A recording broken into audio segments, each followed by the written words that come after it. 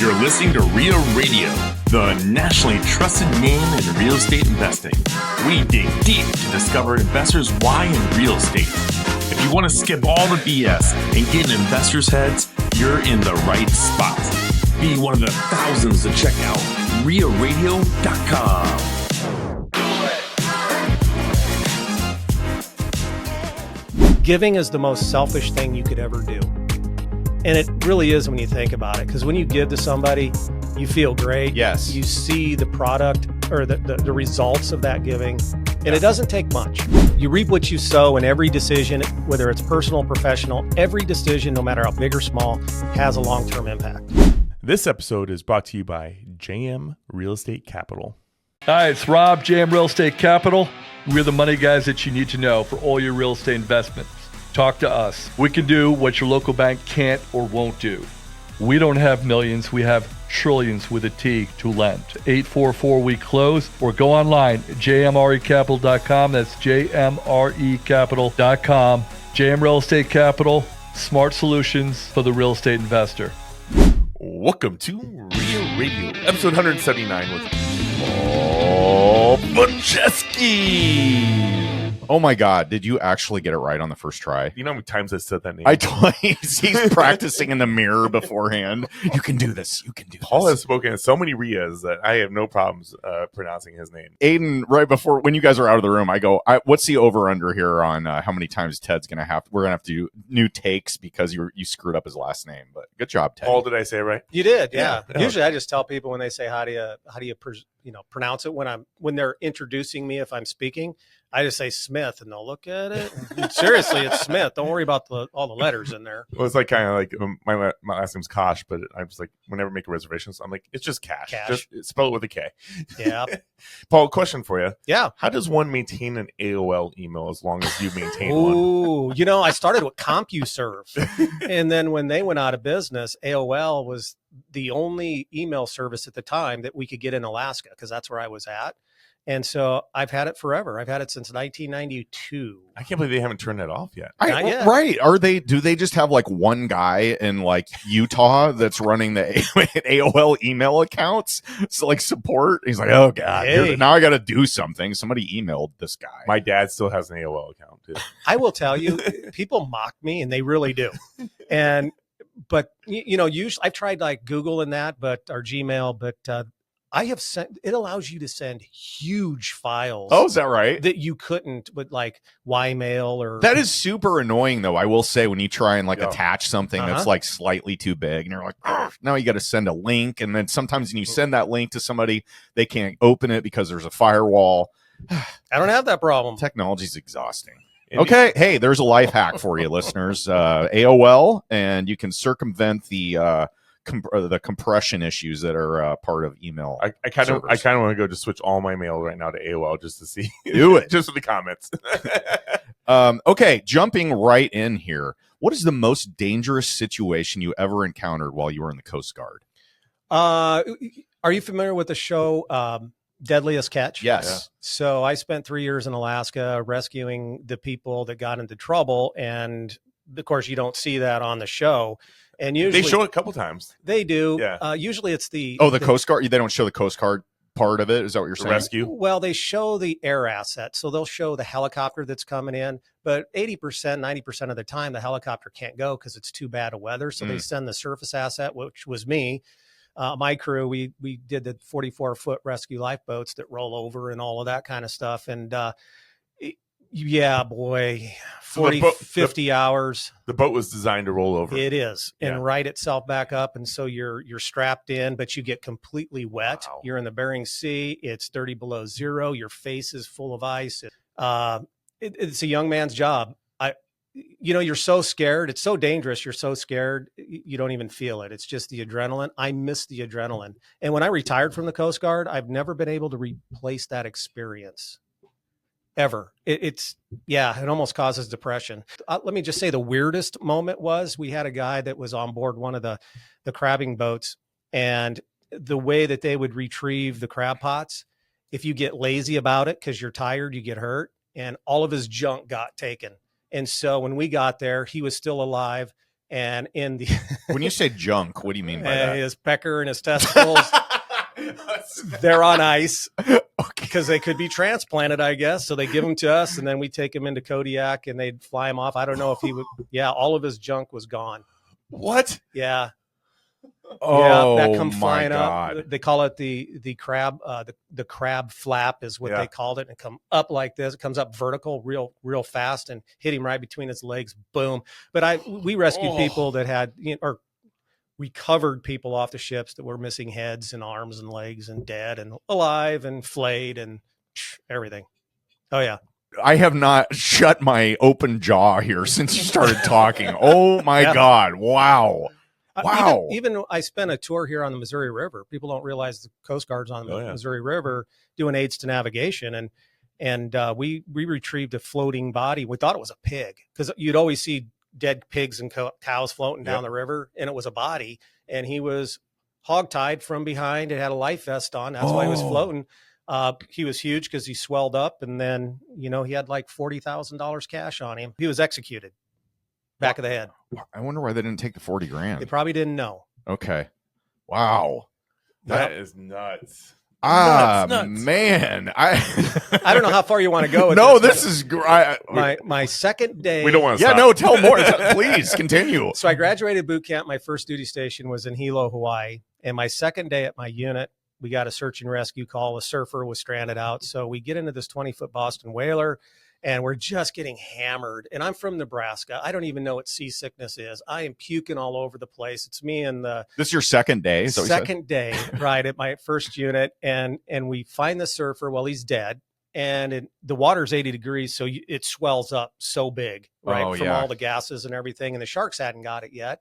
So we get him on board, and the boat operator, like, what did he weigh, do you think, ballpark? Oh, I don't. It took all the forever. Water and inflammation. Well, they actually get lighter because of the gas. Oh, got it. It makes it buoyant. So, but he was huge. Yeah. I mean, he was probably weighed 140 pounds before he died. Now he looked like huge.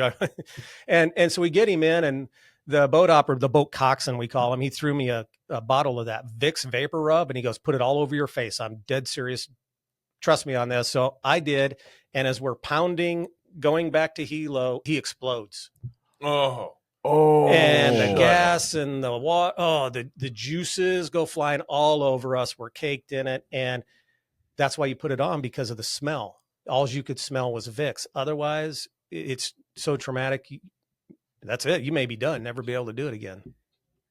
When you said that, I was thinking of Silence of the Lambs when they were showing Jodie Foster's character, Agent Starling, her first dead body or whatever, and they put that stuff under their nose. Do you remember that part? Faintly, yes. Yeah. Yeah. Wow, man. We could spend a whole podcast on this. I've always had a fear of drowning, so that job would be really difficult for me. Yeah, I get that. I have a fear of being trapped in a ship while it's sinking. Yeah. When you get out there, when people don't realize this is when the search and rescue call goes off, it is for real. Somebody's going to die if you don't respond most of the time, and your adrenaline starts flowing. And then it's amazing. You don't realize you train so much, you just fall right back to your training. It is so instinctual. You just go, you do your job, you get it done, and you move on. And it's a young man's job, but I miss it to this day. There's nothing in my life I've ever been able to replace it with. The things I got to see, every hurricane, you're responding, you're helping the people, the taxpayers, the general public. It's not like you're overseas in some war you may not agree with. You're providing an essential service to the people of the United States, and that's the difference between the Coast Guard and many other of the services. Yeah. Now, okay, forgive me for asking this, and I'll probably get made fun of for not knowing, but the Coast Guard is an official branch of the military, correct? And so that's the fifth. Is it? They call it the fifth it's branch. The fifth. Yeah. And now, do you have to go to boot camp? You do. Okay, so you go to boot camp, do all the other like infantry training and all that stuff. No, you don't. You do shipboard training. It follows the training modules of the Navy. Okay. Gotcha. So you spend a lot of time in the water, I would assume, during that. Yeah. Yeah, but we are a part of the Homeland Security. not Department of Defense, because nowadays, particularly now, we have a huge law enforcement role. Mm-hmm. Every Coast Guardsman is a federal law enforcement officer. Okay. And the right to carry, you make arrest and do all that. And with the drug enforcement or, fisheries, we did a lot of fisheries enforcement up in Alaska, just kind of geographically determined, boating while intoxicated. So you're a law enforcement officer. And so you can't be the Posse Comitatus Act. Gesundheit.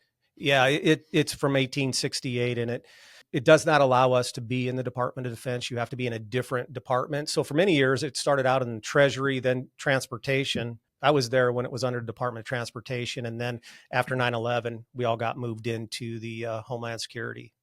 Wow, that is amazing. Did you ever encounter any like drug traffickers or pirates? Oh, yeah, we did. I actually Oh, yeah. It was different back then. Now they've used technology. Like a few years ago, we might have seen on the internet where the Coast Guard busted a submarine that was coming in full of cocaine. Yeah. We actually, when I was in Hawaii, we stopped a sailboat that was coming in from Thailand. And when we did the boarding on it, where you go onto the vessel and check everything, it was only a 13-year-old kid on there. That's it. That's it. Wow. He's from Thailand. And when we got on there, the whole ship or the whole sailboat is just full of cans of green beans. What? Of course, that right there, you're like, okay, we're opening one up. Yeah. Hash oil, every single one of them. Oh yeah. So he was like a mule from Thailand. They're just hey, Johnny, you just turned 13. It's a rite of passage, buddy. Now you're take your green beans and load them up into the sailboat from Thailand. What the hell? Well, every country that was smuggling in, that's what they would do, because if you're under 18 at that time, they would send you back. So it was a free trip back at the taxpayer's expense. Okay. So I was impressed. So that kid sailed halfway across the world. That's like 8,000 miles he traveled sailing by himself, 26 days. It was an amazing accomplishment, really. Jeez. And then he hits puberty while he's on the boat. Nobody's around. My favorite story I like to tell, if I can indulge, but again, I was in Hawaii and we had a boat or another sailboat. And back then, the prime drug runners were elderly people that were, retired, sailing the world. That was a red flag. So you have to do what's called a customs boarding. And that's where you go through their dresser drawers, everything. So we get on board and we tell them we got to do this customs boarding. And you could tell that the skipper, he was getting a little bit, it was just him and his wife. And he was getting nervous as we started getting closer to the stateroom, their bedroom. And he goes, hey, I got to tell you something before you go in there. He goes, can I just talk to you privately? And I said, sure. And he goes, I just got to show you. I don't want everybody to see it. I'm embarrassed. So we go into the stateroom and he opens up his locker and it's just a smorgasbord of sex toys. There is thumb cuffs, handcuffs, whips, chains, you name it. I think maybe even I was thinking green bean cans for a minute. This is surprise after surprise for me. Tasers. And he goes, I just don't want them all to see it. And I'm like, cool, we're good. Yeah. Out of all the places that you got stationed, now does it work like other branches of the military where you go somewhere for 2 years or 3 years or whatever it is, and then you get reassigned? Is that or you do? What do they call that? A change of station? Permanent change of station. Yeah, PCOS. PCS orders. PCS. Of the places that you live, so you mentioned Alaska. You had to have seen some really cool, crazy stuff out there. Where else have you lived, and what was your favorite out of the places that you got reassigned? I've been to New Jersey, here in Nebraska. That was your favorite? Back here, New Jersey, Florida, Alaska, Hawaii. I think Alaska was probably my favorite. Yeah. This was mid-90s, so it was still raw. Mm-hmm. And right outside of Juneau, you'd just walk 100 yards and it's pristine. No one's ever touched it.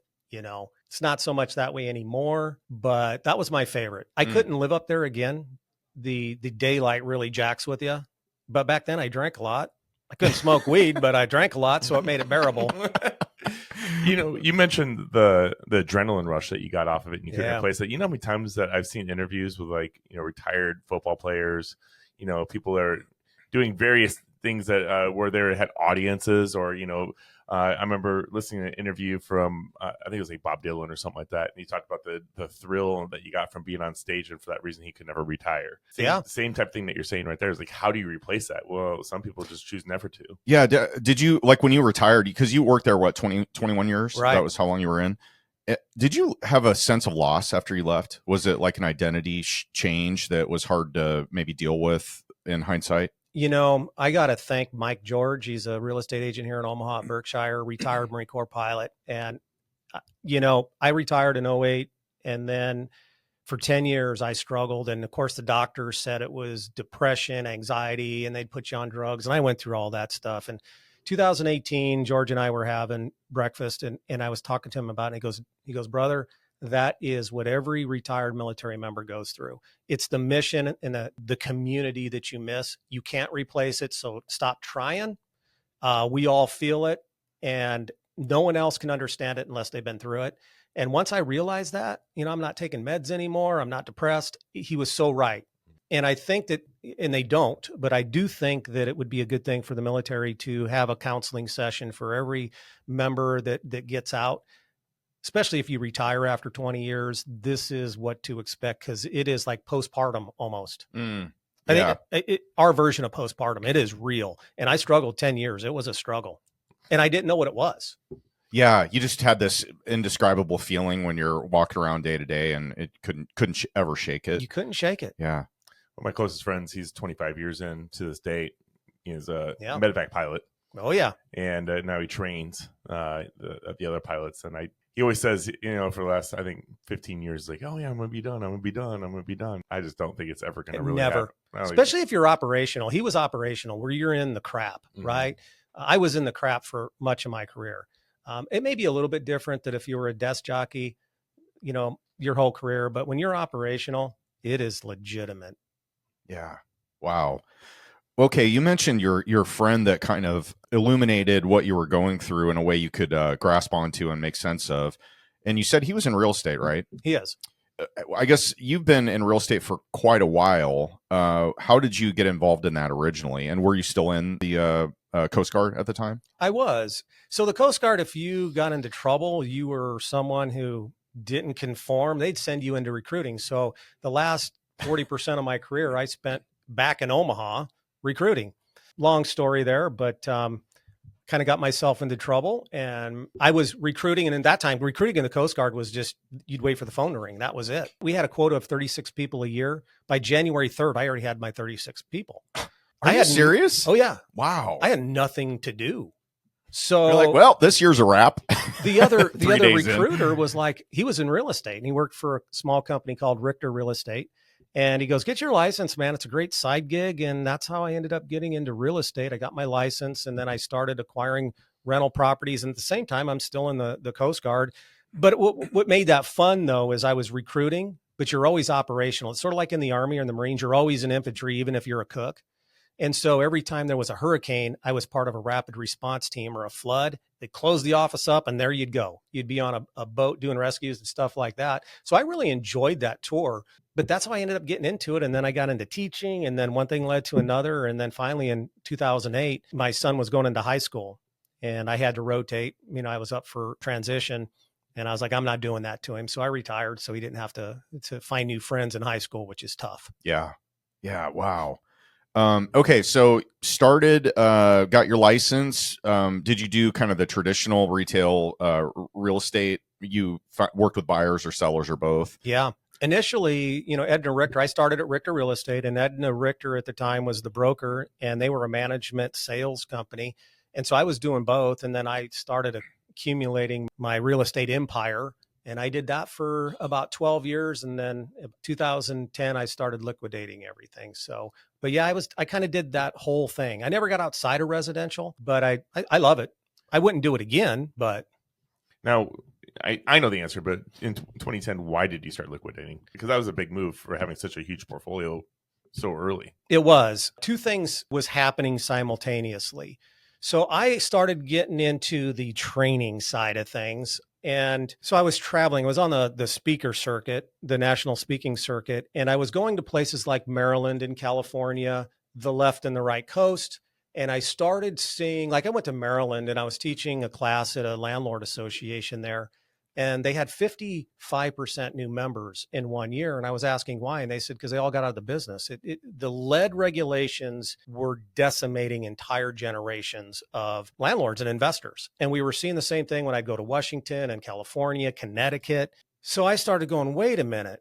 If that can happen to them, it's only a matter of time before it gets to Nebraska. And then I'm the victim as well, or at least I'm at risk. So I really was like, I think I need to do this, at least get out of the pre-78 arena because of the lead-based paint.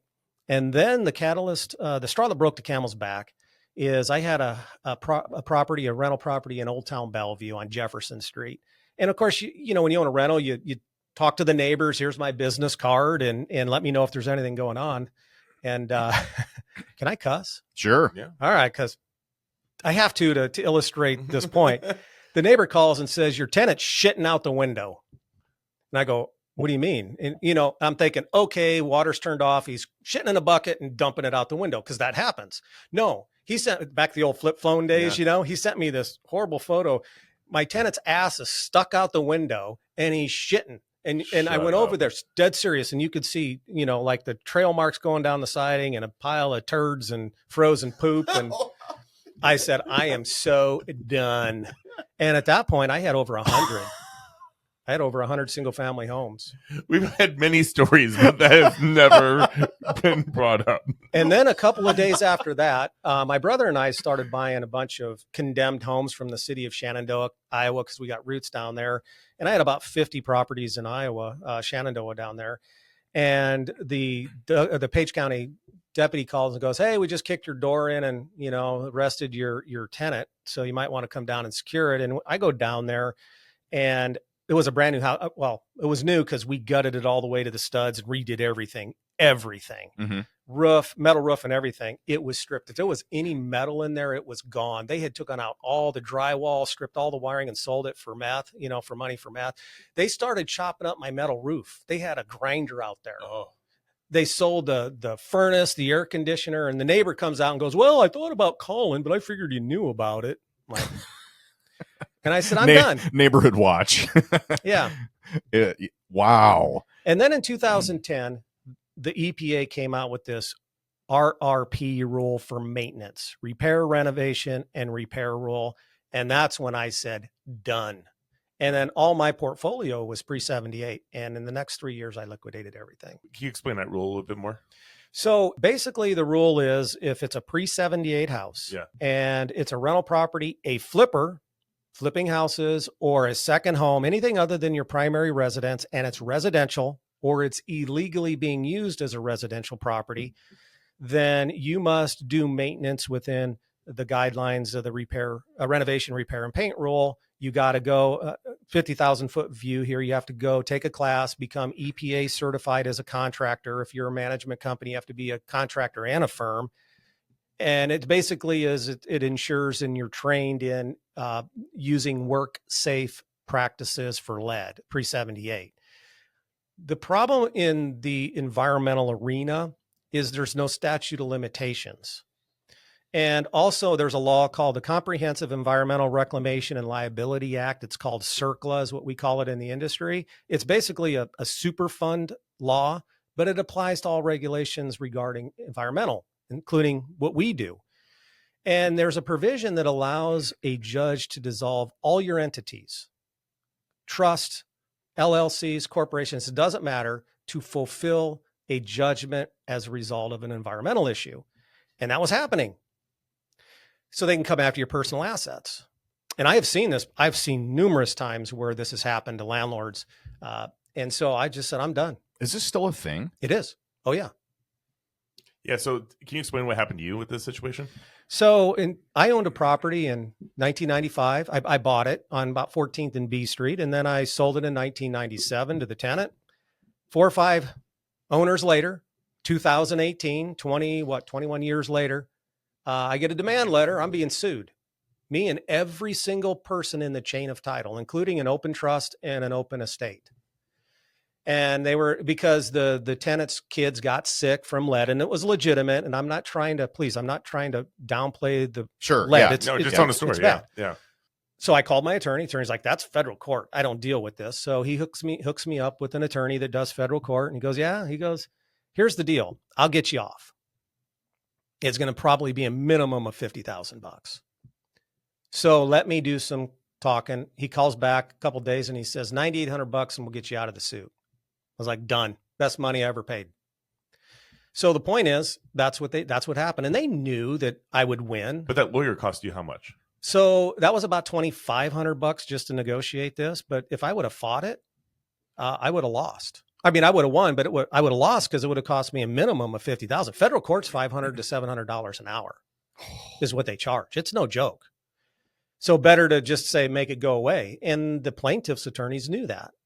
And I was told, I haven't verified this, but I was told that the trust actually fought it. They won, but it was over $150,000 in legal fees. Good grief. Wow. It's crazy, isn't it? Yeah. Yeah. And I've been doing this 20 years. I didn't know about the no statute of limitations. I didn't know they could go back that far. Holy crap. Well, Ted, I'm going to sell everything after today, and we should just open a casino, Ted, or some dispensaries or something. It's funny because, a lot of times I'll have attorneys. Oh, no, most attorneys don't know it. And I only know this because when I was actually in the Coast Guard, when I was here in Omaha, my collateral duty for the unit down there was dealing with hazardous waste.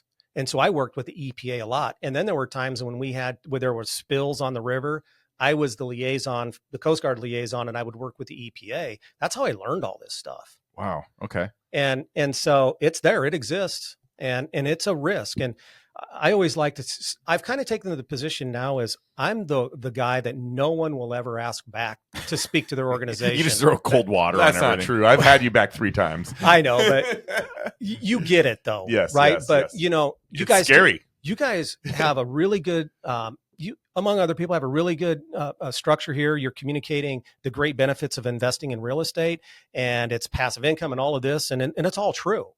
But then once you get that asset, now we got to start thinking about risk management. I'm a regulation guy. I love teaching it. I love the risk management practices, but that's not fun. And no one wants to hear it. Right. Yeah.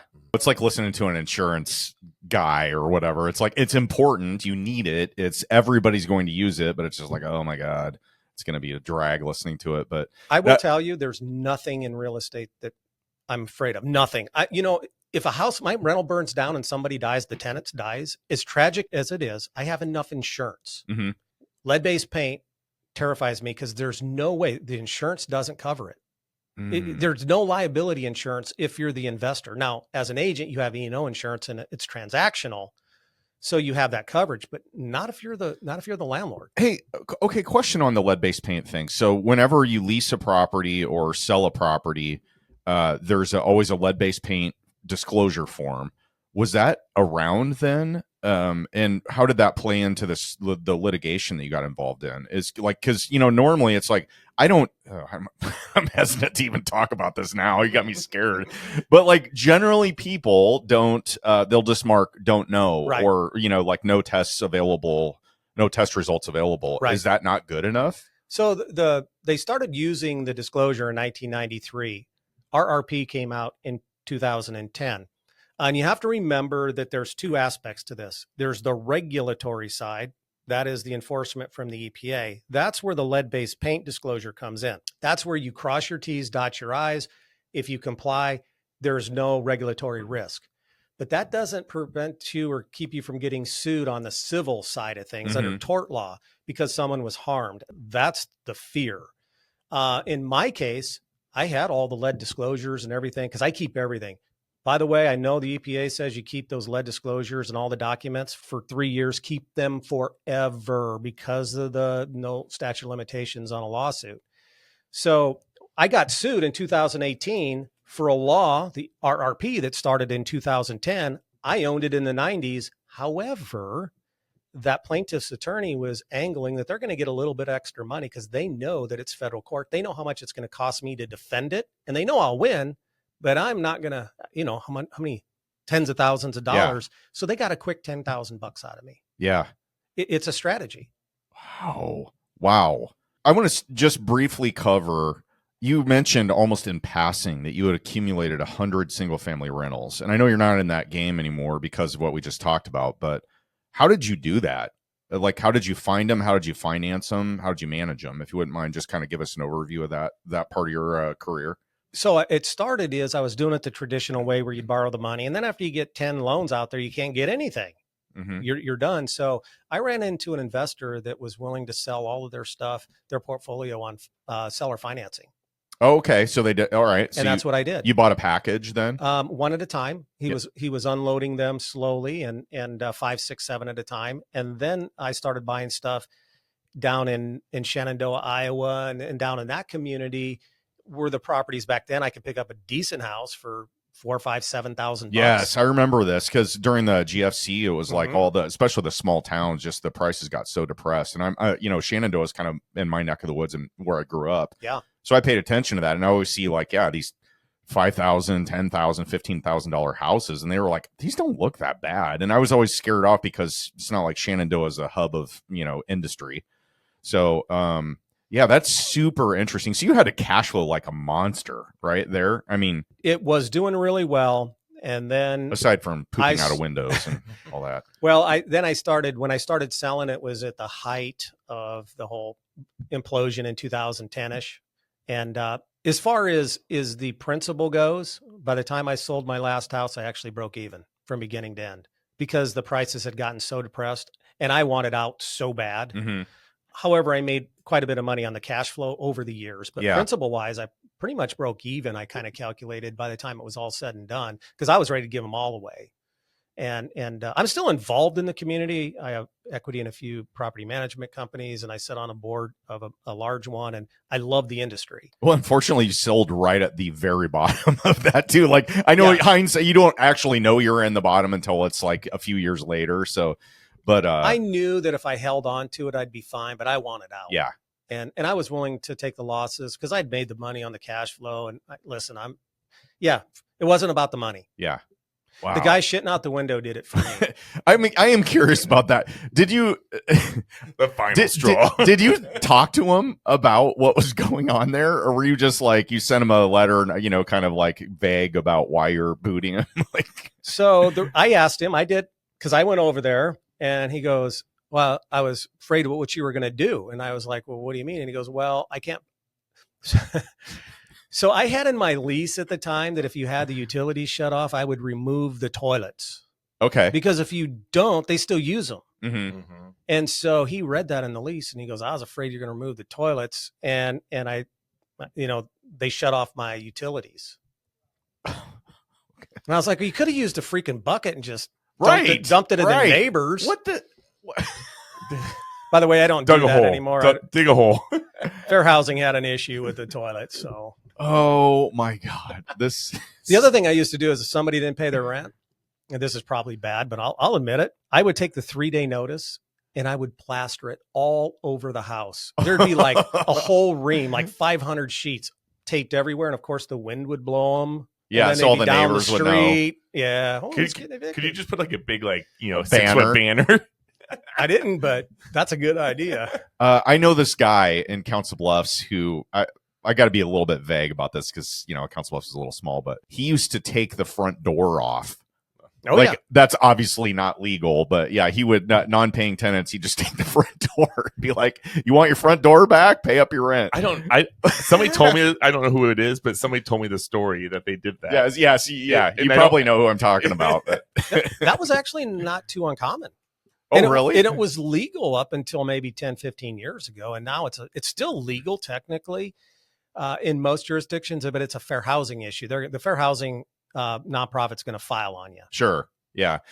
So, Paul, you first came on my radar after the state of Nebraska decided to outlaw wholesaling I guess they made it. Is it illegal? Is that the right way to put it? Or is it more of a... No, they regulated the marketing of the equitable interest. Okay. So this was, what was it? 2021? Yeah. 21. Yeah.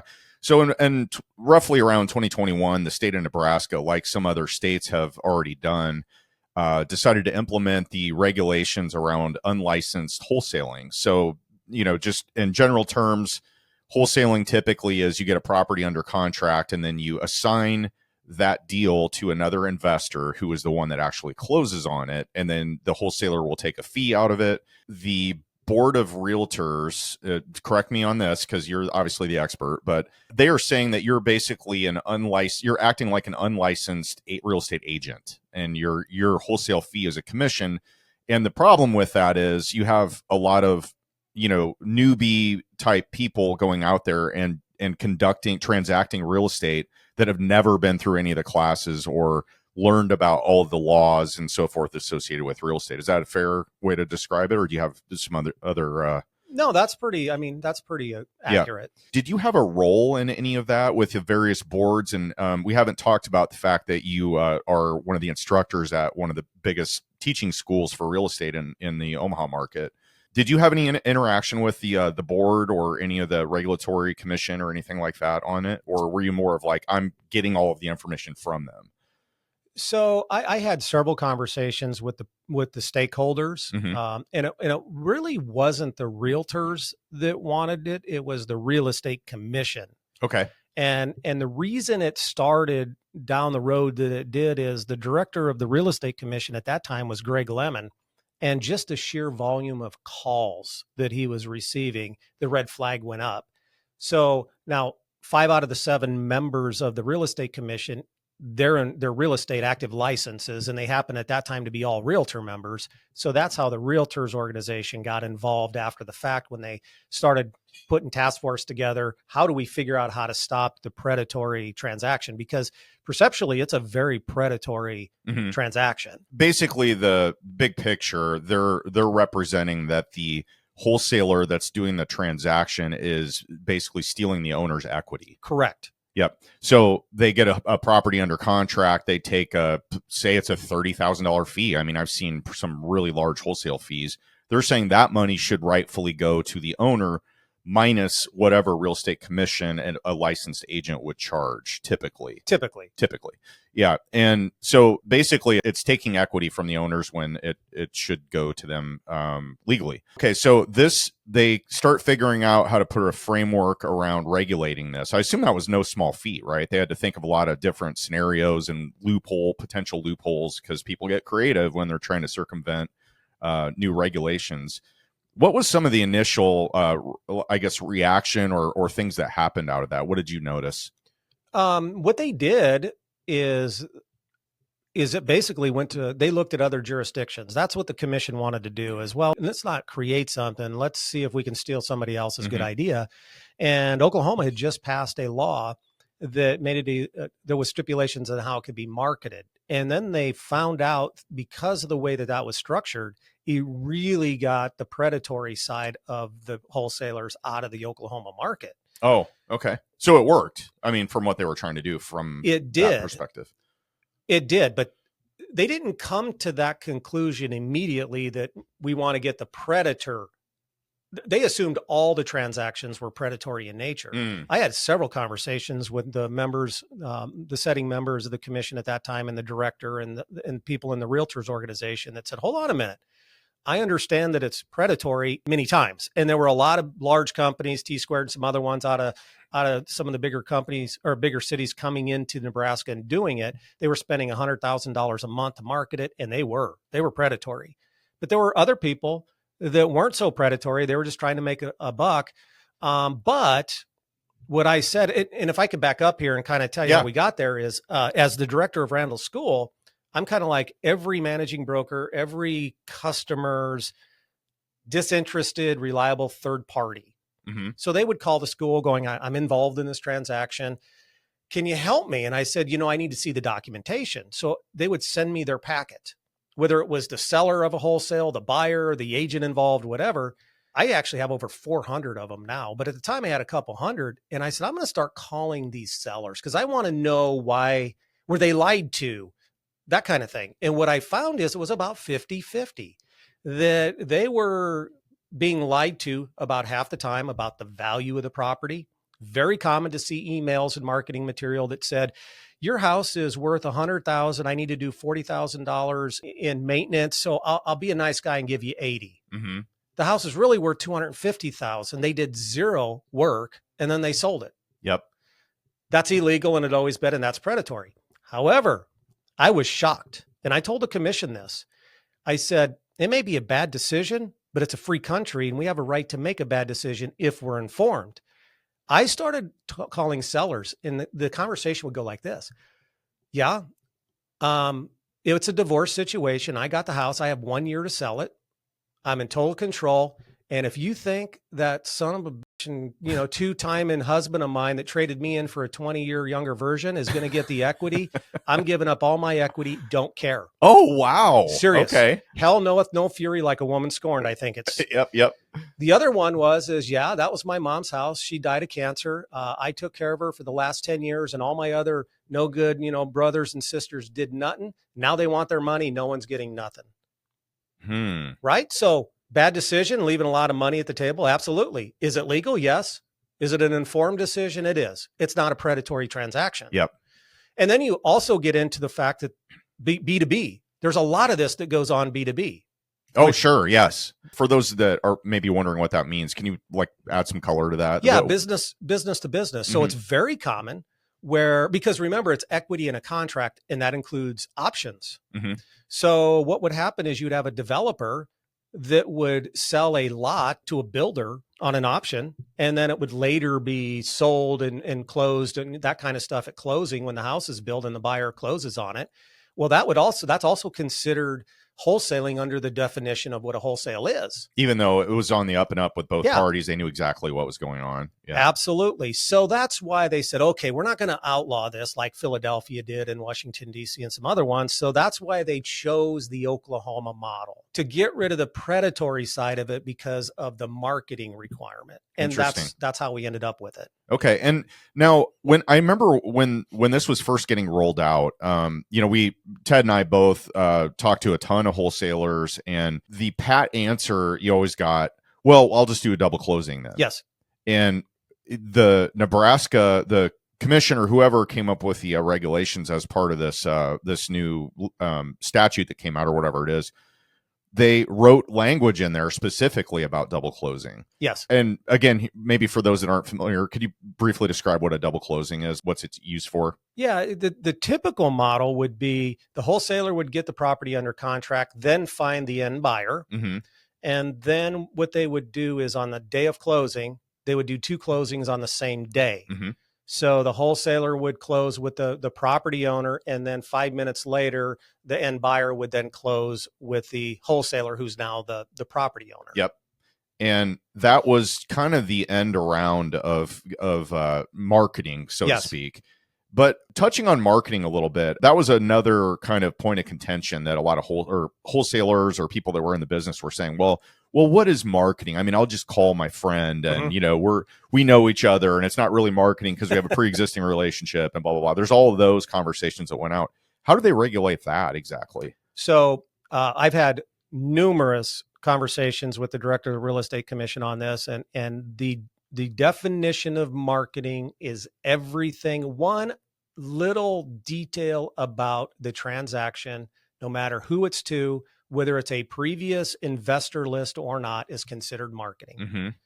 And a lot of times I hear, well, wholesaling is illegal.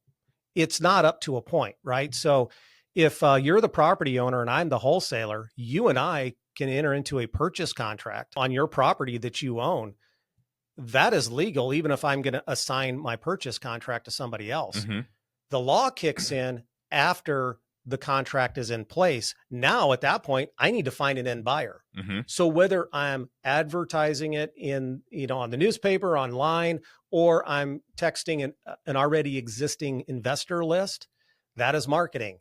That's when the rule kicks in. Okay. Yep.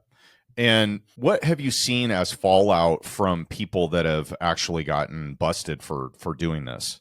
So we haven't seen a lot of documentation yet, because all those cases from a year or two ago are now starting to come to an end with the Real Estate Commission. But I read in the commission notes, which is the newsletter of the enforcement action from the Nebraska Real Estate Commission that comes out about every quarter, I seen just here I think it was the latest one or the one before, $20,000. I think I saw that same one. Ted screenshot it and posted about it. And I saw one for 30,000 not too long ago. Yeah, but that wasn't a wholesaler. That was a commercial broker in a different state doing brokerage services in Nebraska when he wasn't licensed. Okay. So what happened is last year the legislature passed a change to the maximum penalty for any kind of related commission violation. It's $5,000 or the amount of the commission gained, or for non-licensed, the gain, whichever is greater. Yep.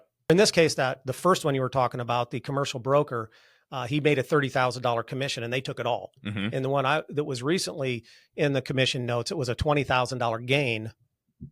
Yep. So they clawed that back too.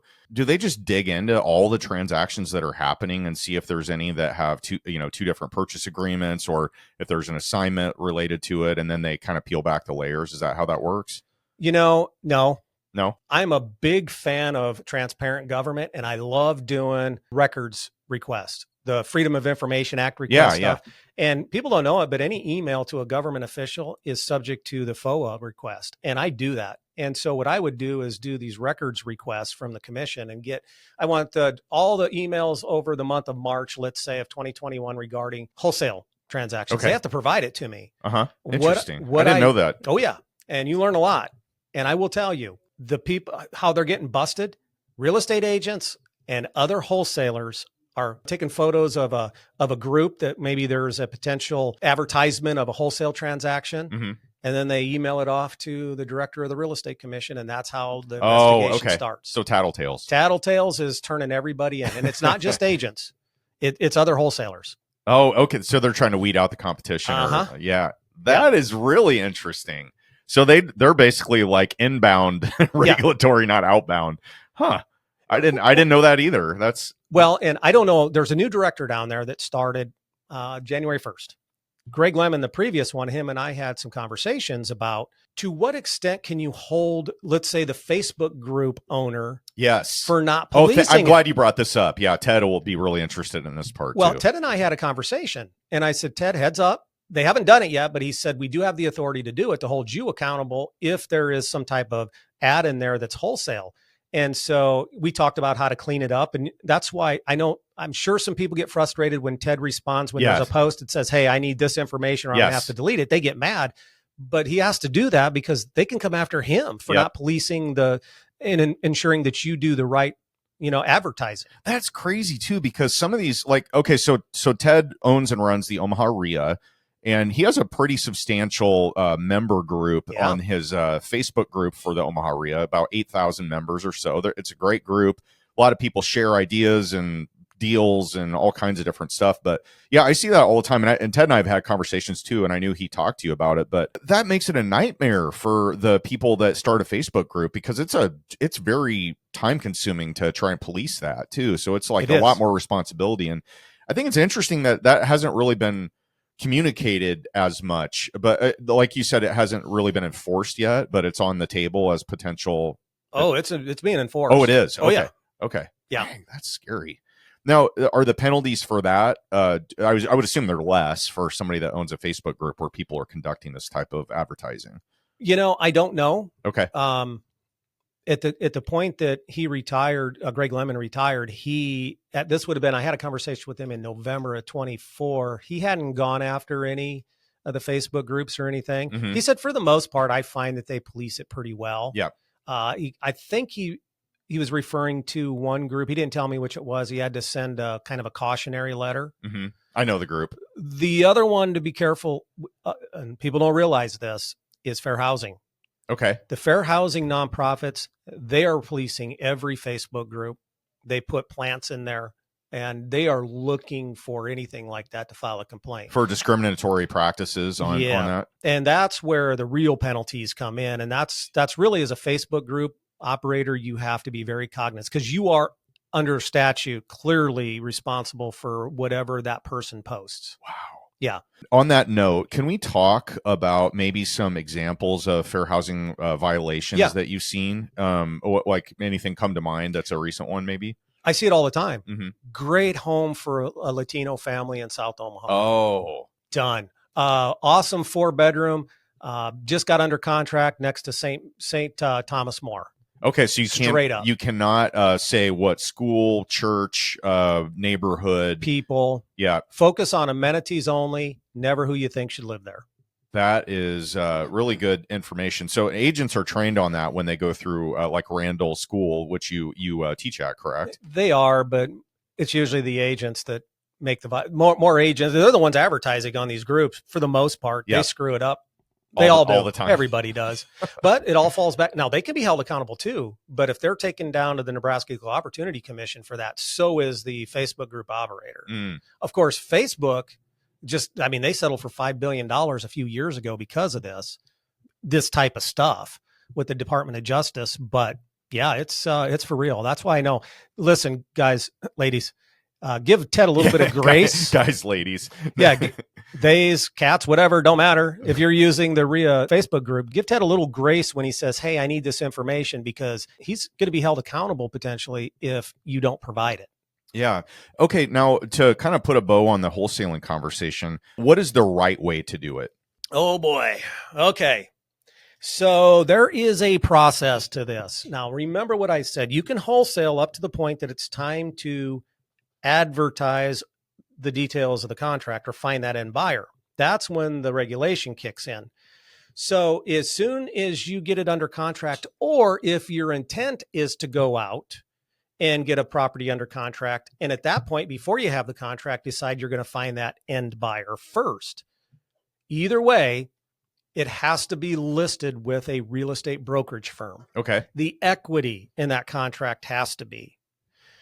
The other thing is based on this is important, right? You as the equitable title holder, you cannot in any capacity market any detail about that contract or try to find that end buyer. Only a licensed agent that has the listing contract can do that. So you go out and you put it under contract by a real estate firm who's going to market that equitable title in a contract. Only that agent can do the marketing. If you have a pre-existing list of investors, you have to turn that over to your agent. They contact that list, not you. So there's no FSBO exemption, for sale by owner exemption. And what I'm talking about there is, we know we can sell our own home if we have legal title. Mm-hmm. We don't need to list it with anybody. There's a Nebraska Supreme Court case that talks about equitable title, and they made in their dicta, which is the ruling, any equitable interest that's for sale in a contract, it must be listed by a real estate broker. That's why we have that requirement. Mm-hmm. So you can go out, secure the contract, then you must list that contract, that equitable title, with the real estate brokerage firm to market that equitable interest for sale. Okay. So you're saying all right, I'm going to, if I could here, I'm an unlicensed person. Mm-hmm. I want to get money from transacting real estate, but I don't want to go through, for whatever reason, I don't want to get my real estate salesperson license. You're saying if I go out, I happen to call you directly, you own a rental property. Go ahead. Can I I need to clarify something. Yep. Many people in the industry believe that if you're unlicensed, you have to list it, or you have to go get your license, mm-hmm. and then you're okay to do it. Yes, I thought that until you just said this. It means you're okay to do it for sale by owner, sell it by yourself. That is not the case. That was the original recommendation to the Real Estate Commission on how we were going to structure the proposed statute.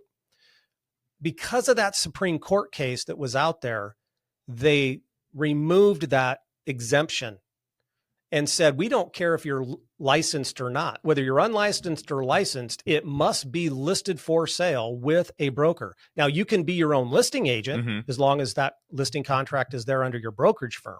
But just because you're licensed doesn't mean you can do it. Okay. FSBO. Gotcha. For sale by owner. Yep. Okay. No, that's sorry. I just wanted to. No. I'm glad you did. Yeah. So let's say I go out and you have a house and you and I agree on a price of $100,000. I put it under contract. Now I have it. I'm not licensed. Uh-huh. My move would then be call a licensed agent, yes. and have them list the property for sale on the MLS. Is that right? Nope. you're listing the equitable title in the contract for sale. And that's a huge distinction. Wording matters in everything. Okay. And so I guess it's either you get your license yourself, and then if you wanted to list it yourself, you can. Right. But you can't do it FSBO outside of listing it with a brokerage. Correct. Okay.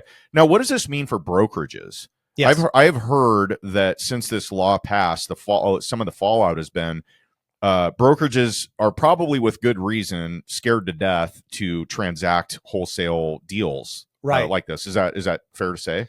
That is. And there's also a myth out there. I get this all the time when I have this discussion or I teach the class to groups. They'll say, well, this was all done by the realtors. They wanted to keep all the money for themselves. Yes, I've heard that too. Nothing could be further from the truth. And I mean this sincerely. I know the principals involved here, and no one wants to do these transactions. In fact, the brokerage firms, the brokers, the association actually just wanted to make the entire process illegal. Mm-hmm. Just make it clean. So there's no like loophole, but then the loophole gets closed. And then, yeah. Because you have to think about this, whether it's a legitimate transaction or not, i.e. that ex-wife making a poor decision, but an informed decision, which is not predatory. It's still perceived as predatory. And what every brokerage firm is afraid of is Mike McKnight, true story, McKnight, the investigative reporter for Channel 6, for months would call me once a month going, do you have a seller that would come on camera? He was begging. Really? Yes, for months. And I reached out to several sellers and they were like, nah, I don't want to do this. I could never find anybody. Not that I tried that hard, admittedly, but still, that is every broker's fear. So most of the brokers won't even allow them. There are a few that will, but most don't. And the ones that do, there are very strict requirements that they put on the agent. So then what happened is after it passed and then the law passed, and then it was about a 9-month period where the commission was developing the rules and regulations around the statute. Mm-hmm. The MLSs were like, what do we do? Do we allow these? Because currently some MLSs in the state of Nebraska was okay with them. Mm-hmm. The Great Plains, which is Omaha and Lincoln, they weren't allowed. And so Great Plains, the big one, Great Plains MLS, which is Omaha, Nebraska, Omaha and Lincoln markets, they finally said, we don't want anything to do with them. Mm-hmm. They're not allowed, and we're not going to make them, don't, it's not going to be a future decision either. We're done. We don't want nothing to do with wholesaling. Okay. They're not going in the MLS. So, sell them, you're going to have to market them without the MLS. Yeah. So. Wow. Okay. I wanted to at least briefly touch on the title aspect of this too. Mm-hmm. For a real brief time, I owned a piece of a title company. And now I made a call when this wholesaling legislation passed and I don't think it was the guy that you mentioned, but it was like an assistant director in Lincoln on the what's it called, the regulatory commission, the real estate commission. Yeah, the Nebraska Real Estate Commission. I talked to an assistant director there, and they, I don't think, had fully baked framework around how they were going to regulate all this at the time. Right. But I was like, what does this mean for title companies? Because I was picturing like, all right, title companies, they can just probably refuse to do the transaction because they don't want to get in hot water with the regulators. But what he told me was the title companies fall under the provisions of the insurance commission, not the real estate commission, which Correct. I didn't know that before I had that conversation. How is it? What's been the, I guess, after effects now with title, if that's something that you might be able to dig into? Yeah, I've talked to several title company owners, and it's kind of a mixed bag. Most of them won't allow it on residential. Mm-hmm. They do in commercial because that's been standard operating procedure for years. That developer doing an option on a lot. Or like, another example will be, let's say, Ted and I, we already have an LLC formed, but we go out and we find an apartment building we want to buy, and we want to bring in another partner, and we don't actually have that LLC formed yet because we don't know if we're going to get the deal. So what's the point of forming an LLC and going through all that headache? But we get a property under contract. It's Ted and Owen LLC. And then we already know that we're bringing in Paul, mm-hmm. and we need to create a new LLC and all that. And then in the contract, you say, I'll ask you this. So Ted and Owen LLC and or assigns is the one purchasing the deal. And then you basically change the LLC to whatever your new one is to include the new partner. Is that still allowed? That's a great question. And these are all the complexities that were debated. Yeah. And that very issue I brought to Greg Lemon, the director of the commission, and he said, listen, there's going to be a little bit of common sense to this. He goes, I guess one could construe that technically is a violation when you went out and tried to pursue that equity partner, but we probably wouldn't bring a complaint because it doesn't make sense. Okay, good. Hey, common sense prevails occasionally. New director. He came directly from the real estate community. He was on the commission. He was part of the group that wanted this law. I don't know how he's going to treat it. Joe Gerke's the new director, and he's red-blooded realtor, new sheriff in town. He may have a different position. Wow, that is That's the ambiguity where we sit right now with that. Mm-hmm. What's interesting too is the whole double closing conversation that we had originally. I know there were a small handful of title companies in and around Omaha and Lincoln that allowed them, and they would even do dry closings, which are illegal. and not mentioning any names there. What is a dry closing?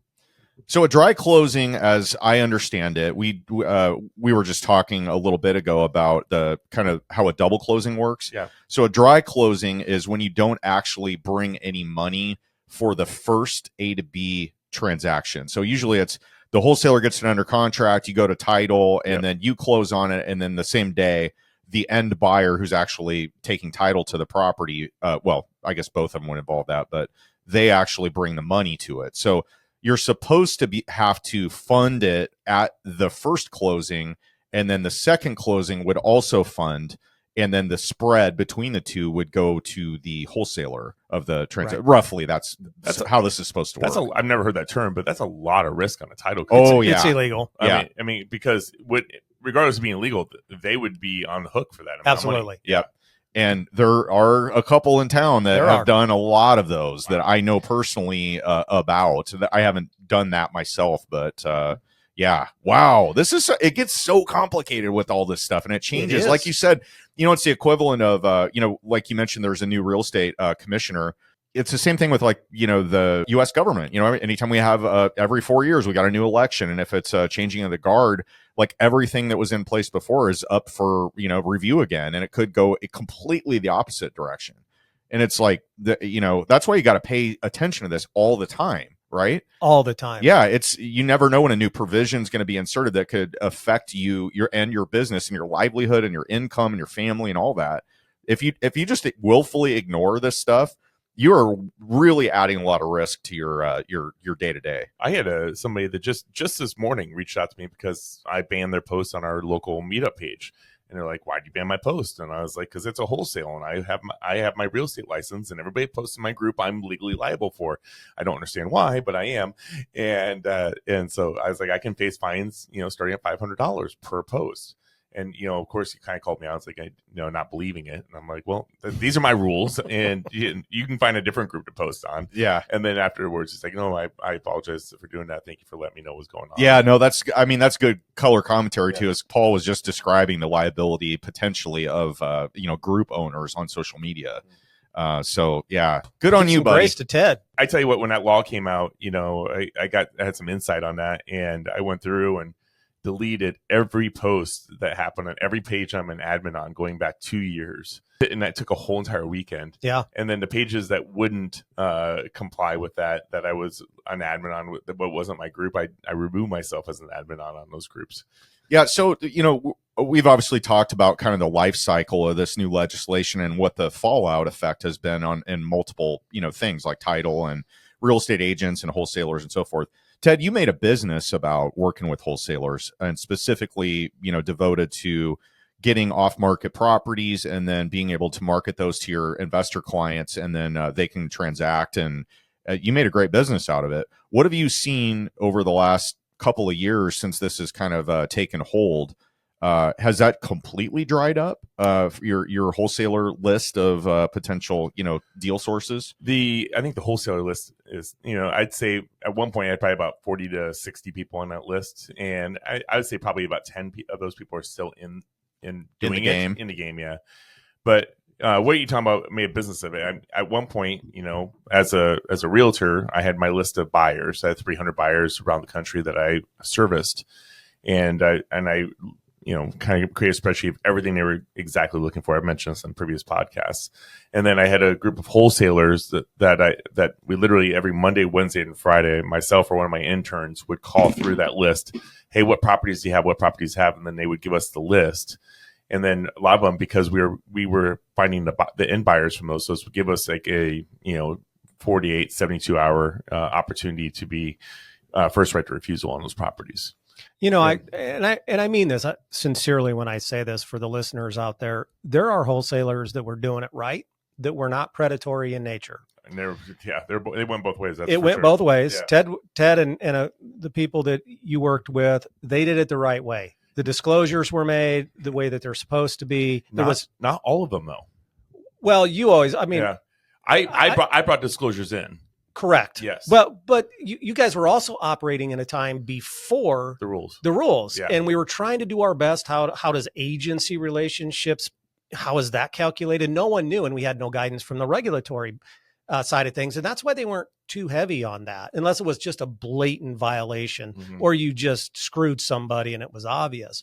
The real catalyst here is after the law went into effect, that's when you've seen the big companies scattered. The ones that were operating out of Minneapolis and Chicago and all that, they were gone because they want the easy.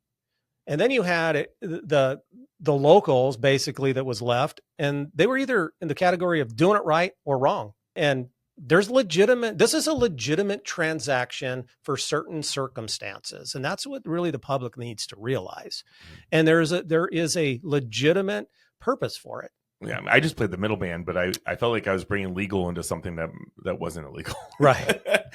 Can I talk about the double close real quick? Sure. Because I still hear this. I'll just do a double close, and I want to tell you why you can't do a double close. I hear too. Because once you get the property under contract as a wholesaler, to do the double close, you got to go find an end buyer. How do you find that end buyer to do the double close without violating the law if you don't list it with a real estate broker? And the answer is you can't.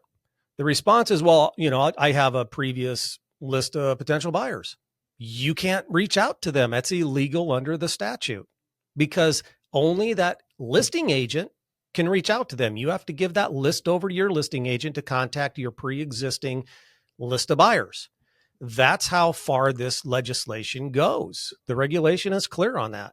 And so there's no ability for you to find that end buyer to do the double close. That's why the double close doesn't apply here. Okay, devil's advocate. Let's say I'm a wholesaler and I had a client reach out to me saying, hey, I'm looking for a property in the Little Bohemia area and I want it to be a 3-bed, 2-bath, And so I create a list and I knock on all those doors. I get a lead on one of those as a wholesaler. Yes. How's that? So you're fine. Yeah. And then you get it under contract. But at that point, you can't call that buyer who asked you to find something. Okay. Because if you do, then it falls under the purview of the wholesaling law. So then you would have to list it with Realty One. Then you could do it as a licensed agent. If you're not licensed, then you would have to hire a Realty One agent to list it. Then you as the agent could reach out to that buyer you already was looking for and tell them you have a wholesale transaction, which is different than if it's a non-wholesale transaction. You certainly could do that. But I could buy it. I could go ahead and close the property with hard money. Yes. And then just and sell it same day. Absolutely. Yes. Because when did you have the conversation with that person? This is the problem here, right? They said, hey, find me something. You go out, you find something, you get it under contract. At that point, if it's not listed, you cannot contact that buyer and say, I found a house and I got it under contract. You could wait. If you didn't want to list it, you could wait until you closed on it. Then it's yours. You have legal title. Then you could call that buyer and say, okay, it's mine. Let's do this. Right? I know, but Greg Lemon was very clear on this.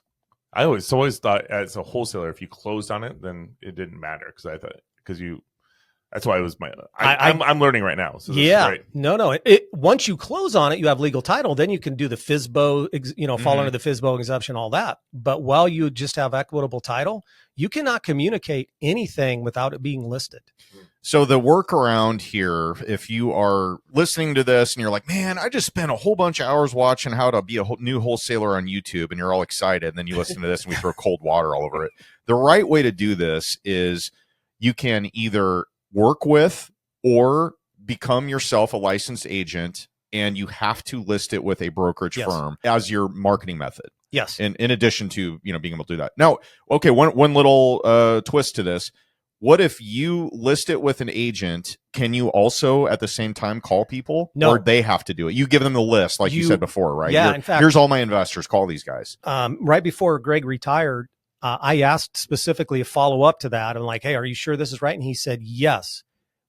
Even though you have it listed with an agent, only the agent can market that equitable interest in the contract. Let's look at a traditional sale where it's your house, it's Ted's house. He has legal title to it. He can hire an agent to sell it, but at the same time, he can go out and post it on Facebook that it's for sale because he owns it. Mm-hmm.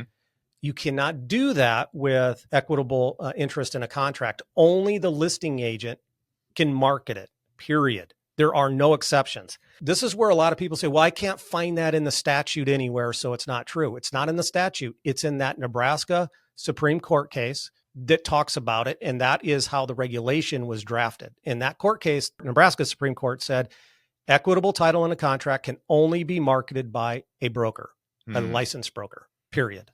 What other states have similar laws like that around the country? So Oklahoma, we mirrored Oklahoma's law with one caveat. They didn't have that Supreme Court case hanging out there. They allow the FSBO exemptions and a few other things where we can't because of that Supreme Court case. And I get this all the time when I'm speaking to groups. They're like, I can't find it in the statute anywhere where there's no FSBO exemption. That's a bunch of crap. You're a realtor. You just want my listing. Yeah. And then I email them a copy of the Supreme Court case, and then they never correspond again. You're like, whatever. I'm still right. So, but doesn't Iowa just have implement new laws on this also? They have, but I'm not familiar with Iowa. Yeah, they have. They pretty much almost don't take this as gospel, but my understanding is they basically adopted the majority, if not all, of what Nebraska just did. So it's the same thing there, because that was the default when a lot of new wholesalers were like, well, I guess that Omaha's out. I'm just going to go to Council Bluffs or Des Moines or whatever. One other thing, too, I think it's important that we talk about when you're talking about listing and selling these wholesale transactions, there's a whole lot more disclosure that has to be done, too. So, for example, we know that it has to be listed with a real estate agent, but the real estate agent cannot market that equitable title until they get permission from the seller. So it's a side contract that the listing agent is going to have to go to that property owner. Really? Which they don't, wholesalers do not like that at all. They don't. And they'll say, well, I will take it over there. You can't do it. That's a violation of the agent's fiduciary agency duty. So they have to go to that property owner, and they're going to have to do an agency disclosure, which is required for licensees, and they have to be a customer. For you licensed agents in Nebraska, the property owner is always a customer. And then they have to get a permission slip that basically gives the agent permission to market the equitable title. Yeah.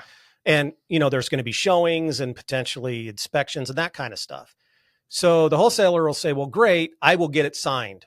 Can't do it. Or they'll say, well, I don't need to do that because that's already been agreed to in the purchase contract. The problem is the purchase contract is legally between the wholesaler and the property owner, not the broker. Mm-hmm. License law requires that there be a contract between the broker and the property owner to do it. That's why that agreement in the purchase contract between the wholesaler and the property owner, it doesn't apply here. Yeah. Do you think that, like big picture here, macroeconomics, do you think that this is going to get rolled out across the country eventually? Every year. I think there was, what did I see, 8 or 11 states and jurisdictions January 1st, some form went into place. That's just continuing to happen. Yeah. What's so weird is normally everything goes from the east and west coast inward, and that this is going from the inward outward. A little bit. Although it was the East Coast that started, Philadelphia started it. They said zero, none. And then DC, and then in Illinois, and then the states got on board. So I always thought Oklahoma was the first. No. Okay. They were the first one to do the marketing thing, which was kind of brilliant, really, because it left the door open for the legitimate transactions, but it also said, hey, we need some governance and I think the whole idea was, let's take the perceptual predatory stigma of this transaction and make it a little less if it's listed. The problem we have in Nebraska is that Supreme Court case that mucked everything up. Yeah. That's the linchpin to all of this. Man, This was a masterclass. I've been waiting so long to get you in here. Like we talked about this before, but like I really was excited to talk through all this because I get these questions all the time, and I get, just like you, Ted, I get so many phone calls from wholesalers that immediately I can tell they're just starting, and I'll be like, "Are you aware that unlicensed wholesaling is not? You can't do this in Nebraska without putting yourself at major risk of getting fined?" And they'll be like, long pause. No. You're like, yeah, look it up. It's on, and I'll refer them to that or whatever. And generally I'm like total cold water on all their plans, but it's just, man, you got to stay on top of this stuff. It's crazy. All right, Paul, this was such good information. So thankful that you shared all this. I have so many notes here and other questions, but can I real briefly say, please do not shoot the messenger here. I don't. No, we're gonna post all of your contact, your AOL address. That's fine, but I don't. I'm a licensed broker, but I don't even do regular transactions anymore. So I have no skin in the game here other than education. Yeah, no, I that's great. So we have a section that we lovingly call Failing Forward, and this Failing Forward is brought to you by Timber Creek Virtual. At Timber Creek Virtual, we don't just keep your business running, we take it to the next level. Our virtual and executive assistants handle all the everyday tasks so you can focus on what really matters, growing your business. Need clarity on your financial performance? Our expert bookkeeping services keep everything organized so you always know where your business stands. With our seamless transaction coordination, you never have to worry about the details. Just close the deal. We've got you covered with cutting-edge digital marketing, proactive lead generation, and expert acquisition management. Plus, we handle the cold calling and messaging too. Let us handle the big C work so you can handle your business. Visit timbercreekvirtual.com/services and see how we can make your business soar. We talk about something that went on in your life or business that didn't go according to plan, and lessons you learned along the way. You got anything in mind?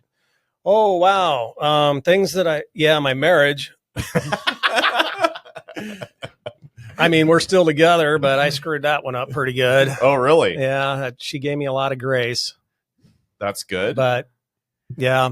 I mean, business-wise, I love failure. You left so much there that I wasn't sure if you wanted us to dig into that or not. So I kind of you brought it up. So I had to ask: is there a lesson that you could give somebody else? Listen, I got married really young. We had kids really young, and when you're married 20, 30, I'm at 35 years now. It is tough. Yeah. Right? It is tough to stay married, and I made a lot of mistakes along the way, and she did too. But I just wish I could go back and do things over again.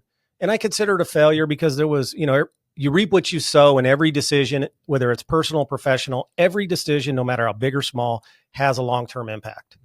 Can you think of a good tip for maybe something that you noticed you were either doing and shouldn't have been, or should do and weren't in your marriage that made a positive impact? Yeah, communication, that is it. And date night. I'm going to tell you guys something, no matter what, you need to reserve one night a week for just you and your spouse. Get the kids to mom and dad's or grandparents or whatever. Just, you have to do it, communicate. And the other thing is that this is the rule that we have now. The first 15 minutes is all nice, no matter how pissed off you are at the other person. When they come in, I used to hate this. My wife would go, Paul, Paul. And you're like, son of a. So we have a rule. How was your day? Right? What did you do today? Tell me about it. Vice versa. Uh-huh. Then 15 minutes into it, it's like, okay, you bastard, come here. No. Right? You know what you did or you forgot to do or whatever. Yep. First 15 minutes when you get home from work should be, how was your day? Yeah, that's a great tip. It is so important. I mean, really, I don't know how you could have a better feeling for it. I mean, we used to always ask questions about, work-life, family-life balance and things like that, which, I think are still really important. But, we've kind of digressed out of that over the years. Yeah. But to keep that relationship strong, I mean, that kind of is like a good catalyst to keeping everything together, isn't it? Everything. If I could give another piece of advice here. Please have your estate in order. I'm an executor for my friend's estate. He died over a year ago, almost a year and a half ago. He had no list of accounts, nothing. I'm going through, it's been hell. Yeah. Hell. Right. So have a when I die file that's got everything in there in one place. The executor knows what it is. I mean, everything, account numbers, credit cards, credit card numbers, everything, monthly payments, passwords, everything. Please do that for your executor. And clear your browser history. I did give that to my brother. I was like, hey, here's every password, everything you ever need to know. Because I thought, how often do you send them that? Well, when it's like there's 10,000 passwords. True. But when I thought I was going to die with West Nile. Yeah. And I was like, here's everything. Get on my Facebook if something happens. Like, yeah. He's like, stop it. I'm like, dude, I don't think I'm gonna make it tomorrow. My wife, if I die first, she's going to open it up. First page. It is 10 pages. Step 1, call this attorney for these LLCs and corps. Call my accountant for this. Here's their name, telephone number. Here is credit. And I limit the accounts that I have. No more 50 accounts. One business account, one personal account, same bank. That's it. Right? One credit card, same bank. I spent nearly 4 months with Doug's estate because he had 3 credit cards. Trying to get a hold of the right department, trying to get the right documents to them, only for them to say, we communicate on the 29th of every month. No more, no less. Yeah. That's such a good tip. I mean, and it's the thing though. It's like, you're like, okay, I have work to do. And then you're like, man, this thing's still hanging over me. I know I need to get my will and trust and do all my accounts and all that. But like, do you just kind of break that in? It's like, how do you eat an elephant one bite at a time? You know, you just kind of do a little bit at a time, add your accounts and then add your passwords and then add everything else that's relevant to it. If, like you said, put your contact info. And I had this, it's funny because, Ted and I talk a lot about, whether your spouse is involved in your business or not and what that looks like. How do you work together? If you don't work together, how do you make sure they know enough to be taken care of or whatever?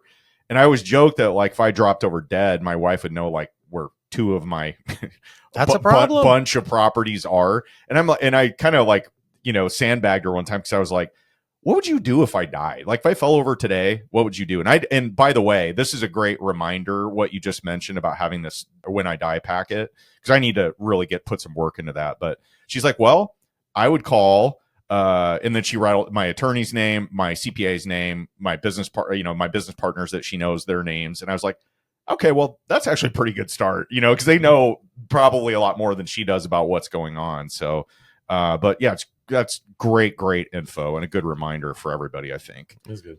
Well, we have one last section in our podcast that we call the OT with Owen and Ted, where we've got some questions we're going to fire. You're like, Paul's loving us. Yeah. Bring it on.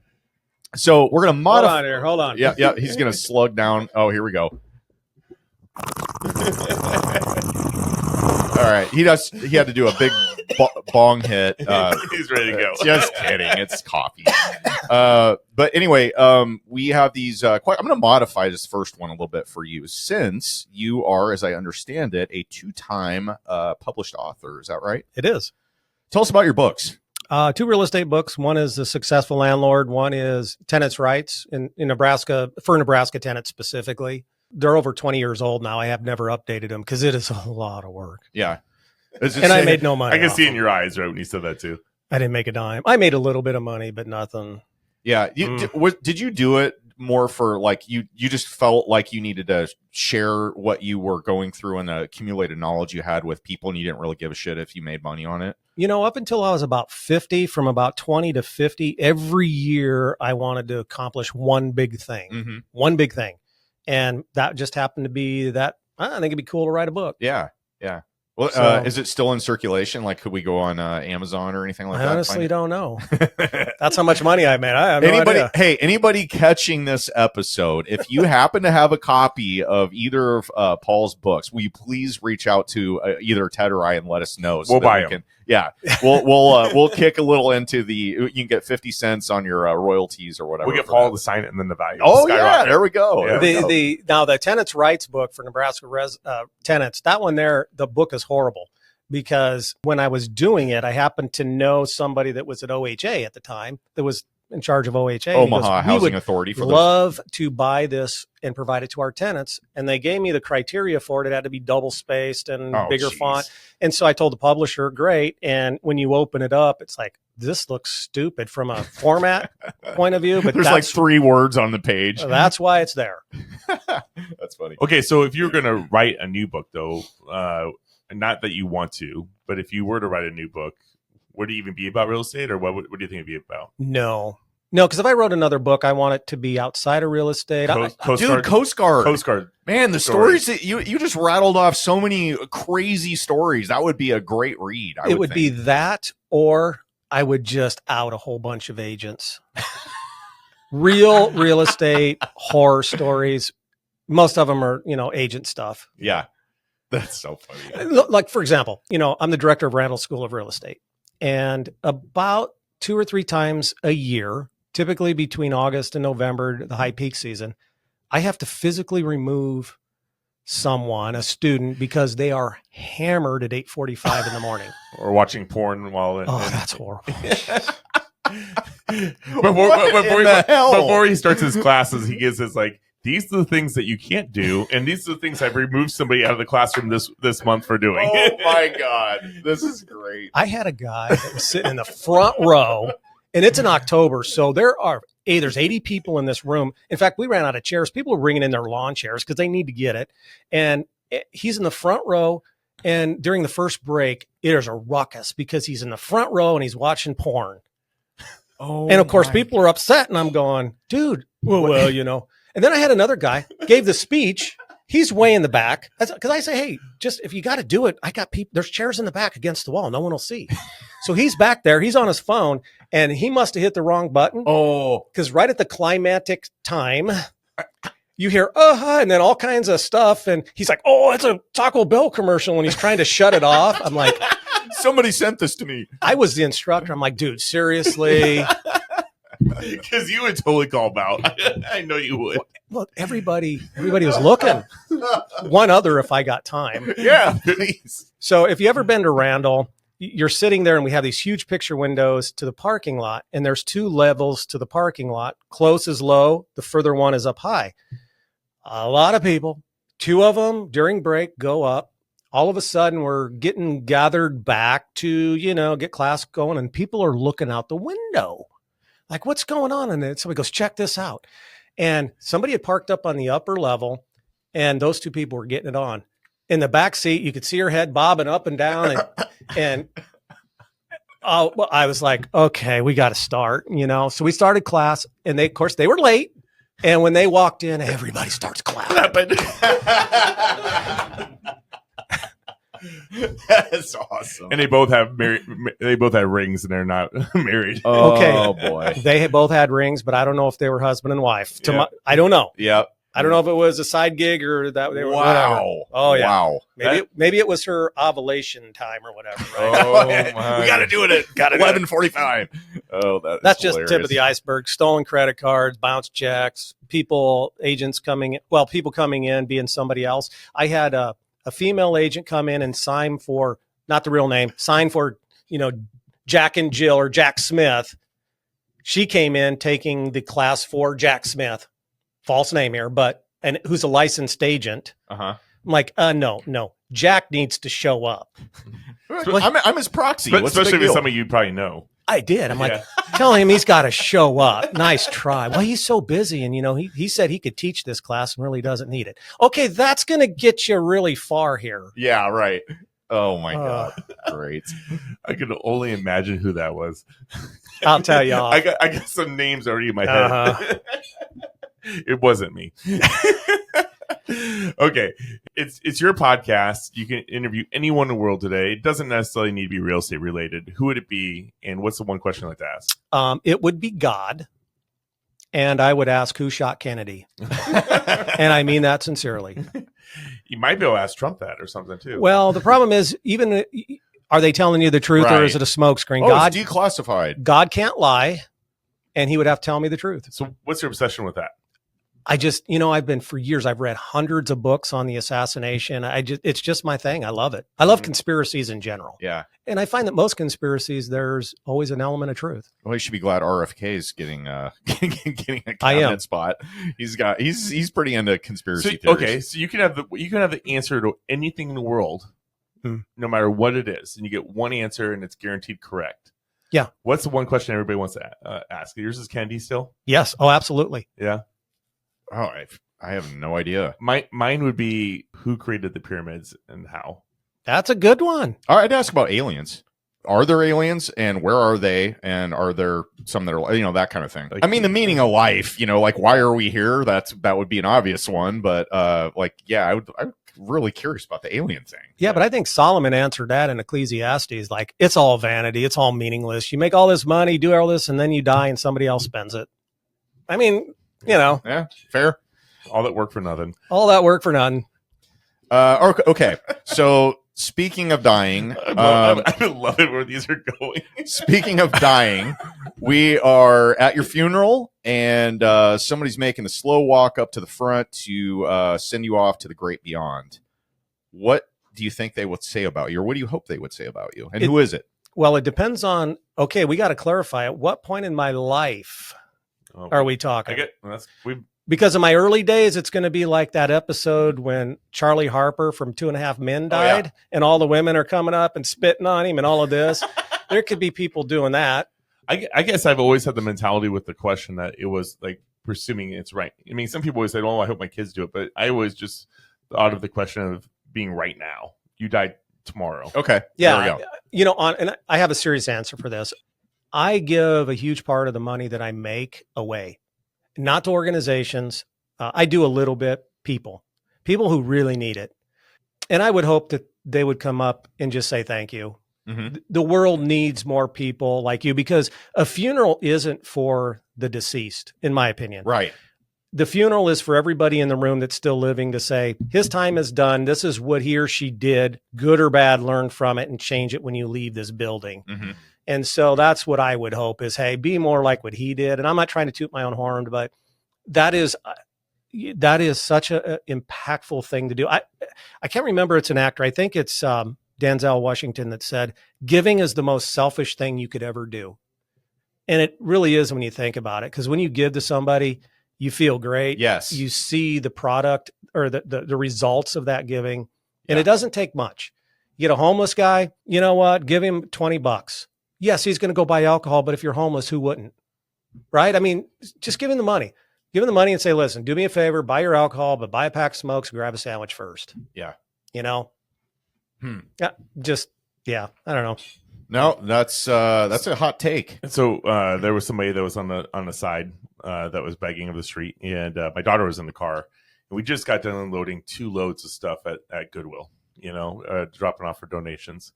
And she goes, well, why don't you give your money to them? I was like, well, we choose to give our money to the church. Right. And our church actually has a huge help. They feed like 400 homeless every week and provide meals. And it's like, that's how we choose to give our money away. And she's like, well, maybe they want something else. And I was like, well, if I had a sandwich or something here, or that blanket that we just gave away, it's cold. I bet that would have been a nice thing to give them. And she's like, she has her little like fidget popper thing. She's like, I want you to turn around and I want to give them this popper because they look bored. Good for her. Yeah, that's awesome. No, she'll probably remember that. And even if she doesn't, it kind of like sets that subconsciously in her mind that there's people out there that need things more than you. So I really like that. But Goodwill is a for-profit. You know that, right? Like, oh, yeah, I do. But I don't mind giving to Goodwill, but, and like when I give money to homeless, you're either homeless or you're not, and you know who's homeless. The homeless, they haven't showered. They're wearing, if anything, if they're wearing shoes, it's the shelter shoes. It is not Air Jordans, Sure. the people that are at the, in between the streets collecting. Yeah. You can look at them. You can tell. Yeah. Okay. So if you looked at your life in whole, what mentor in your life has had the biggest impact on you? It can either be your personal side of your life or your business side of life. His name is Jim Morey. I was in the Coast Guard at the time, been in about 5 years. And he always said, if you're going to be that guy that doesn't care about the points, you care about being right, meaning you're not going to kiss ass you better know the instruction manuals, the standard operating procedure manuals. You better know the law, those type of things. And I've always lived by that. He was such an impact on me. Even to this day, before I do anything, it's research. Let's get it researched, find out the anticipated risk, the anticipated rewards. Don't jump into something without researching it, everything. And he was the biggest impact of my life, except when I got married. I didn't research my wife first, but I hadn't met him yet. Didn't have Instagram back then. No. That's good. Okay, last question for you. I know you're retired. You've got your rentals behind you. You hope with the lead-based paint, no statute of limitations. How can our listeners learn more about you if they want to, follow your information? I certainly get a lot out of your YouTube posts that you put out there. We do share a lot of those. Yeah, right. About regulations and updates to housing laws and those kind of things. What's the best way to find you? Right now, AOL. Besides AOL, I about a year, Ted and I met about 6 months ago with an idea that I had, and that was to build out a Nebraska landlord infrastructure, sort of like REIA, but I'm a regulation guy. I can't sit up there and say, buy this and do this and make it exciting. I'm a regulation guy. So, I created this platform called Nebraska Landlord, and it's just information for landlords and property managers. So if you go to nebraskalandlord.com, join the newsletter. That's my whole life. Oh, that's now. Great. Yeah. I didn't know about that. I will do that. Stuff, yeah. I'm teaching. I'm still the director of Randall because I like to teach, but my new full-time job is Nebraska Landlord's newsletter. Okay, cool. Okay. So newsletter. Got it. All right. Should we link to that in the show notes? Yep. And it's very detailed. Okay. Yeah. Perfect. No, that is great. Okay. So with all the vast amount of people that you're familiar with the podcast and who we are, obviously, is there somebody you'd ever recommend that should be on this podcast? Oh, wow. Do they have to be in real estate? Preferably. We don't necessarily want to talk about real estate, but we like to only interview people that are involved with real estate. Does that make sense? It does. Again, I'm a wonk. I'm a nerd, right? He's here in town. He used to be the executive or the vice president of Selden Company, Bob Dean. Oh, yeah. Yeah. I don't know if you had him on. He's with Metonic now, He right? is. Yeah. At least he was. Yeah. I don't know if he still is. He'd be great. He is. I love the guy. He doesn't probably know who I am, but I used to talk with him a lot when he was at Selden Company.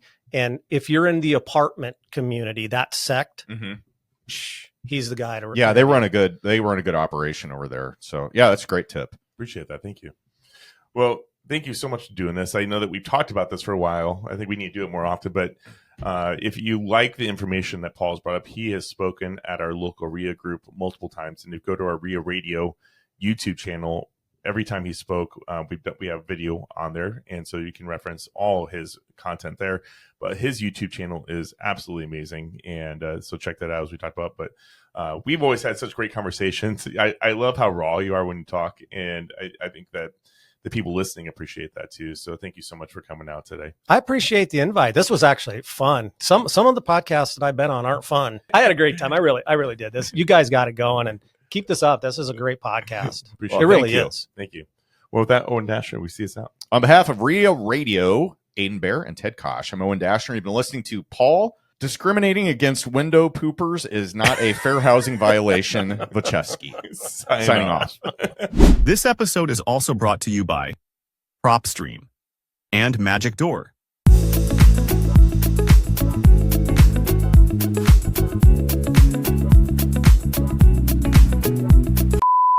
It's even funner when we're drinking. Yeah, we usually have. Is funner a word? Funner. Ted invents words on the fly literally every episode. Much funner. Yeah.